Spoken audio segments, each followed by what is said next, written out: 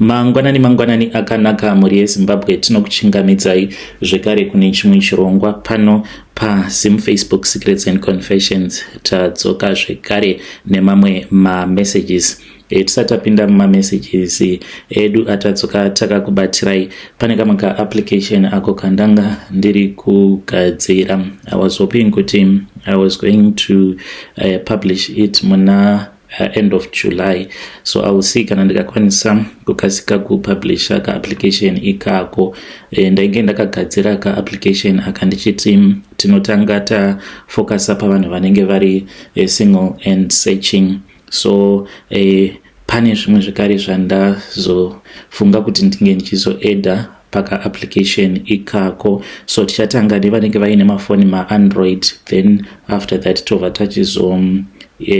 ita kuti vanenge vaine ma-iPhones vange vachikwanisa kuzodownloada ka-application kacho ikako, nekuti paYouTube panenge paine mimwe mitemo ichazointroducwa nekuti havadi kuti vanhu vangoita mavideos ekuti unenge ungori nepicture, vanenge vachida kuona face yako all the times. Saka dambudziko riripo nderekuti vamwe nekuda kwekuti mune muchida kungoteerera ma-confessions makangotarisa picture 1, musingade kuona ma-faces edu tichiverenga, zvinozo vamwe munenge musingade kuti tinge tichisa mavideos. Saka iyo YouTube ine ichiti isai mafaces enyu. Saka I have decided kuti ka-application kako once ndapedza kukagadzira then ndichabva ndachizotanga kuposta ikoko, so that you can just watch mavideos and then ndichiita ndichingoposta ikoko.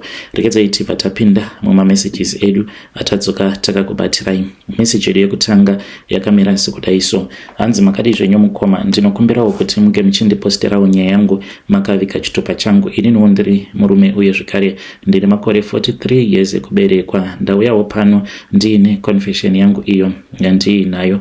Mukomananshi pari zvino ndiri kugara ndiri munomu munyika yevatorwa inova iri nyika yeSouth Africa. Saka chazondiunza pano inhau yekuti ndava kutsvaka munhu wekuti ndinge ndichidya naye mari, nekuda kwekuti mazuva angu ekurarama pasi pano mazuva ava kukwana, nekuti ndainge ndakapiwa makore anokwana iwo kuita 12 years. Zvino ndasarwa negore rimwe chete. Saka ndiri kutsvaka mukadzi hake anenge achikwanisa kuraramisana neni for 1 year tichigara tose tichidya mari. Ininiwo ndinogara munomu muJohannesburg. I am staying in Sandton to be precise. Ndava ne7 years ndichigara munomu muSandton. So pandakauya kuno kuSouth Africa, ndakauya kuno ndokubva ndachizotanga kushanda. Ndakatanga ndichishanda mumaprazi ekuMessina, ndichishanda muMessina. That was when apo patakabva tachizouraya munhu. Takauraya munhu mukoma, but it was a mistake. Ndainge ndiri munhu ainge achiita zvekusvuta, fodya uye zvekare ndichiita zvekutengesa mbanje. Dzimwe nguva taipota tichitengesa doro. Saka doro iri taiti tikaritenga muMessina then tobva tachizoenda kuRwizi nezvikepe, tobva tayambuka tobva tachizoenda kuBeitbridge tonohodheserawo vamwe vanenge vaine mabhawa avo. Zvino takabva tachizowirirana nemamwe mavhenda, tikabva tachizoenda pane rimwe tavern makaremo muMessina imomo, ndokubva tachizonoba doro. Taba doro kudaro tikaenda tikanoritengesa kuBeitbridge doro iroro. Zvino pakudzoka ndipo pandakabva ndachizoudzwa neumwe mukadzi uyo wandainge ndakecha ainge ari muvhenda zvekare. Saka mukadzi uyu akabva ati, uri kuzviziva here iwe Trevor, not his real name, kuti vanhu vari kutoronga nezverufu rwako, vanhu vari kuda kukuuraya, vari kuti iwewe une mari yakawanda yawakapiwa. Nekuti patakaenda kuBeitbridge ndini ndakazoenda ndikabva ndachizonogamuchira mari nevamwe madha avo vatainge tahodhesera doro racho iroro ratainge taba muMessina. Saka pandakazodzoka nemotikari ndakangoona kuti vamwe vangu vainge vachiratidza kuti vainge vakagumbuka, nekuti madha ivavo vakati vainge vachida kungodhila nemunhu 1, vakabva vasarudza kuti vainge vachida kudhila neni chete. Saka ivo vanoti ndakabva ndachizovavhara mari, but mari yandakapiwa ndiyo mari iyo yandakauya nayo, handina kana mari yandainge ndakabvisa. Zvino Zvino mukoma ndakabva ndachizoudzwa nehureria iro randainge ndakecha kuti vanhu vainge vachitoronga kuti vange vachindiuraya. Saka pavakomana avo pane umwe wacho watakazorova kuzonosvika achizonofa, ainge achidanana neumwe mukadzi weumwewo taxi driver anoitawo zvekudhiraivha makombi makaremo mumesina. Saka ndainge ndichizviziva kuti anopota achitorana nemudzimai wemunhu. Zvino ndakabva ndachizoenda ndikabva ndachizonotaura nataxi driver uya, ndikabva ndamuudza kuti uchiona muchinda uya ngachiita sekunge anokujairira, inhau yekuti iye anotorana nemudzimai wako. Saka takabva tachizoronga. Nerimwe zuva akazoti achibva kubhawa, isuwo tainge takamumirira, ndokubva tasangana naye tikabva tachizotanga kunetsana naye. Saka pakuzonomurova apa pakazoitika mistake yekuti takabva tachizomurova nebhodhoro mumusoro, akakuvara zvakaipisisa, akazofira zvake muchipatara. Ndakabva ndachizotiza ndikabva kumesina ndokubva ndachizoya ndikazotanga kugara muno muJohannesburg. Zvino ndava kugara muno muJohannesburg, ndainge ndava kupota ndichiona chipoko chake murume uyo watainge takarova zonosvika achizonofa. Sezvamunoziva kuti mavhenda ivo vanotoitawo zvekutoshandisa mishonga, havasi vanhu vekuti unokwanisa kungomuuraya zvikangorova zvakadaro. Saka ndakatanga kumurota. Aiuya kwandiri akabata bhodhoro, aiti kana akauya kwandiri akabata bhodhoro kudaro aibva achizotanga kuzvicheka muviri wake wose nebhodhoro riya. Aitanga kuzvicheka pahuro apa kusvika azvitumbura chiguruguru ichi, ende achizvitumbura kudaro iniwo ndaitonzwa zvichitondirwadza. Pandaimuka ndaiona kuti ndinenge ndiine mavanga pahuro. Kana akazvicheka ruoko rwake, pandaimuka ndaiona kuti ndinenge ndiine chivanga paruoko rwangu. Zvino ndakazotanga kuita sekunge ndainge ndava kuda kuita bofu, zvekuti ndaiti ndichifamba ndaiona rima kumberi kwangu. Ndikaenda kuchipatara ndikanzi maziso angu ainge achida kuti ange achizokweshewa. Saka ndakabva ndachizoenda kune vamwe madzibaba. Ndaenda kwavari ndakangovabvunzawo ndichida kuziva kuti kochini chainge chava kuda kuitika kwandiri, ichokwadi here icho chainge chichitaurwa nachiremba kuti maziso angu kana ndikasaparwa maziso nekukasika ndaikwanisa kuzoita bofu. Zvino vana chiremba ivo vainge vakati ndaifanira kuti ndige ndichikasika ndaitwa operation, otherwise ndaikwanisa kuzoita bofu. Asi madzibaba vakabva vati nyaya yainge ichiitika yainge iri nyaya yekuti munhu uyo wandainge ndakauraya, even though madzibaba ava ndainge ndisina kuvaudza kuti ndainge ndiine munhu uyo wandainge ndakauraya kumesina ndichizotiza ndichiuya muJoburg, asi vakabva vandiudza kuti ndinozviziva madzibaba kuti mune munhu uyo wamakauraya. Saka munhu uyu ndiye anopota achimira kumberi kwenyu, iye ari kutoda kutoti munge muchipenga, asi muri kupota muchivhikirwa nemidzimu yenyu, because ari kuti uyo anofanira kuti ange achipenga, ange achizofamba nenyika yose achingoudza wose waanenge asangana naye kuti ndakauraya munhu, ndichimhanya nenyika yose ndichingoudza vanhu kuti ndakauraya ndiri mhondi, kana kuti kungozviendesa kumapurisa. Saka sezvo midzimu yenyu madzibaba iri kupota ichimira kumberi kwenyu ichikuvhikiraiwo kuti musazopenga, nekuti mudzinzari kwenyu hakuna munhu akamborwara nechirwere chepfungwa. Saka mweya uyu wemurume wamakauraya iye ari kuti saka anofanira kuti ange achiita bofu nekuda kwekuti akandiurayisa. Saka ndakabva ndati kwavari zvino madzibaba ndoita sei? Madzibaba ava ivo vanobva kuChipinge, vakabva vati kana ndaikwanisa kuzobatana navo apo pavainge vachazombodzokera kwavo kwaMutare, then taizobatana, ivo vobva vachizo ndinge ndichizobatsirwa neumwe mukoma wavo uyo anoita zvekurapa. Zvino ndakabva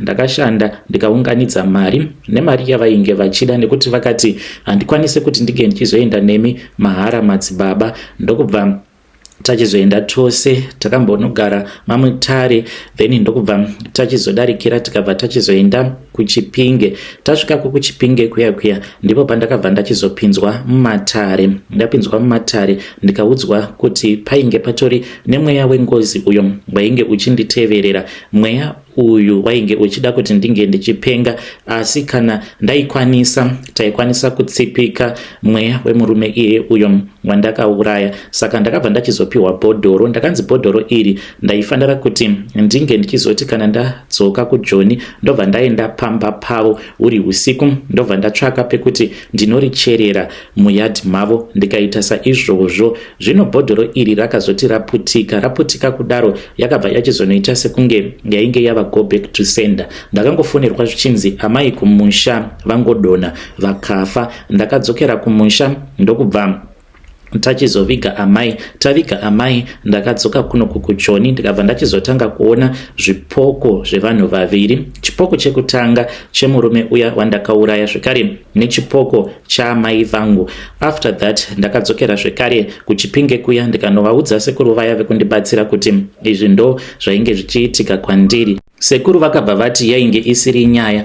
Vakabva vati kana kuri kunzi ndinenge ndichida kuti chipoko chaamai vangu zvekare nechipoko chemurume uya muvhenda zvisazongoramba zvichinesana neni, ndaitofanira kutoti ndinge ndichitora chikwambo. Ivo vanoita zvekugadzira zvikwambo, but vakati zvikwambo izvi vanozvitora kuMozambique then vobva vachizozvigadzira kuitira kuti vemuZimbabwe kana kuri kunzi vanenge vachida kuromba, paunonotora chikwambo ichocho chinenge chisingatauri chibwidi kana kuti chiputukezi, vakati chinenge chava kukwanisa kutaura newe nechishona. Ndakabva ndasarudza kuti ndinge ndichitora chikwambo nekuda kwekuti ndainge ndichida mukoma, asi nhau yainge iripo yainge yava nhau yekuti ndinge ndichizvirwirawo upenyu hwangu, because amai vangu ndaivarota ivo vachiti ndinoda kukuuraya mwana wangu, ndiwe mwana wangu wandakazvara, asi ndiwe zvekare wazoita kuti ndinge ndichizopinda muguva. Saka ndainge ndava kutya kuti zvino amai vanokwanisa kuzondiuraya, nekuti ndaiva ndiine dzimwe nguva dzekuti ndaitovaona amai vakatanga vachauya kwandiri. Amai vangu vaiuya kwandiri uri usiku kudzamara ava kundiudza kuti zvino vainge vava nesimba rekuti vange vachiuya kunyange masikati. Ndaibatwa nemamwe matsikirira ndichitovaona amai vangu vakandidzipa vachiti Trevor ndoda kuenda newe, Trevor ndoda kuenda newe, nekuti ndiwe wakaita kuti ndike ndichipinda muguva. Saka chikwambo chandakazotora mukoma, the reason is why ndazouya pano. Chikwambo ichi unoti kana ukachipiwa unopiwa makore ekuti uchashandidzana nechikwambo ichi kwemakore akati. Saka n'anga idzo pachezvadzo dzinoti kana uri mumatare paya, kana uchitaura nen'anga, n'anga haimbofi yakakuudza chokwadi. N'anga inongokuudza kuti chikwambo ichi chandakupa unofanira kuti unge uchiita mhiko dzakati nedzakati nedzakati. Zvino havana kuda kundibudira pachena sekuru ava kuti makore avo andakuudza kuti ndiwo makore auchararamisana nechikwambo changu, ndo makorewo ekuti kana apera makore iwawo unofanira kuti unge uchizofa. Saka ndatora chikwambo changu ndakabva ndachizotanga kuitawo kabhizinesi kangu ndichingoitawo zvekuvaka, nekuti pandakauya muno muJoburg ndo basa randainge ndava kuita.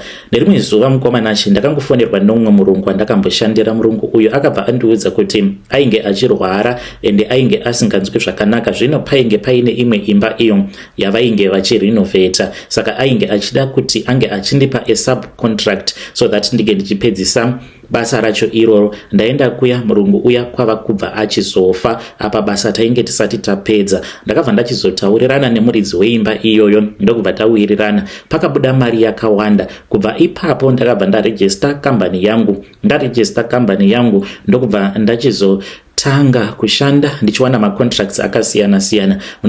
Munongozivawo kuti kana zviri zvinhu zvemushonga unenge uchingoita lucky. Then ndokubva ndachizotenga imba muno muSenton. Ndakamboroora mukadzi muSouth African, asi mukadzi uyu wandakaroora iye ainge aine zvekwakewo. Ndaiti kana ndikaenda kumusha aisara achirota hope, achiroteswa kuti ndine chikwambo changu. Chikwambo ichi chinoshanduka kuita nyoka, ende nyoka iyi inenge ichida kurara neni. Zvino chaiti kana chikandishaya chaibva chatanga kurara naye iye mukadzi uyo wandainge ndakamboroora. Iye airota achirara nevamwe vanhukadzi. Saka zvinova zviri zvinhu zvekuti zvakabva zvamunetsa. Ndokubva achizotanga kudaidza maprofita, ndokubva achizoudzwa nemaprofita kuti murume wenyu akaromba. Iye ainge achienda kune chechi imwe yavanoti shembe yemuno muSouth Africa. Saka akabva achizoudzwa nemaprofita ekuchechi kwavo kuti murume wenyu ane nyoka, ende nyoka iyoyo ndeyechikadzi, ndo chitokolochi chake. Saka anoti kana akarara nacho anobva abata makontrakt, akasarara nacho chinotsamwa, chinobva chauya kwamuri, chobva chatanga kurara nemi. Ndokusaka muchizorota muchisika bonde nevamwe vanhukadzi, zvinova zviri zvinhu zvekuti zvinobva zvakushamisai. Saka ainge ava kupota achishandisa minamato yekuchechi kwavo, ende achishandisa minamato iyoyo ndainge ndisingatozivi kuti ari kundipandutsira zvinhu zvangu. So mukomanashi zvinhu zvakabva zvachizopanduka, ende iye akabva achizonorohwa nechikwambo changu, akabva achizoshayika, akafira muaccident iye nemwana wake. Apa ainge aine pamuviri pangu. Ndakabva ndachizongotanga kungorarama upenyu hwangu ndichingoitawo zvekungodanana nevasikana ava vamunoti maslay queen, ndo vandainge ndichingofambidzana navo. But kudanana naslay queen panenge pasina human connection, zvinhu zvekuti zvinenge zvichingobohwa. So saka ndichizoya panapa ndiri kutsvakawo mukadzi anobvawo kumusha, mukadzi wekuti iye ari willing, iye anozviudza kuti kunyange akangodya mari zvake, mari yangu kwegore kwaari zvinenge zvakamunakira. Ndinomuvimbisa kuti mushure mekunge ndafa chikwambo ichi hachizombofi chakamutevera, nekuti akaromba ndini. Ende sezvo tinenge tisina kuroorana, tinenge tichingogarisana, kana ndikafawo iye anongoendererawo mberi neupenyu hwake. Handiziviwo mukoma kana mukakwanisa kundiwanirawo mukadzi anenge ari desperate, asisina basa neupenyu hwake, anodawo kungonakidzwa neupenyu, kana kwegore tongofara tose kuzonosvika ndichizonofa. Uye zvekare ndiri kuda munhu wekuti kana ndafawo anokwanisa kuzondiviga, nekuti chokwadi ndechekuti kana ndafa mukoma ndichavigwa muno muSouth Africa. Hama dzangu hadzidi kana kundiona, nekuti kufamba kwose kwadzinoita hama dzangu dzinoudzwa kuti ndakaromba. Saka hakuna kana achada kundiona, ende ndinozviziva kuti kana ndikafa ndichangofa ndiri ndega. Kuvigwa hameno kuti hurumende yeSouth Africa ichati kudii nemutumbi wangu, zvimwe kuda ndichangotorwawo ndongovigwawo nehurumende yeSouth Africa, nekuti handina kana hama. Asi dai kwanga kuri kunzi ndainge ndakaitawo